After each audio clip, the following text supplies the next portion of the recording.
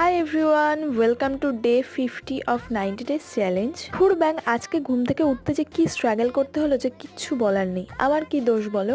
বাইরে এরম সুন্দর বৃষ্টি চললে সকাল সকাল কার ঘুম থেকে উঠতে ইচ্ছা করে? ও অনেক কষ্টে মুখে জল টল দিয়ে ঘুমটা ভাঙালাম, আর এখানে দেখো আমার চোখ দুটো যেন ঘুমে একদম ঢলু ঢলু হয়ে আসছে। এরপর কোনো মতে ফ্রেশ হলাম, তারপর রেডি হয়ে গেলাম অফিস যাওয়ার জন্য।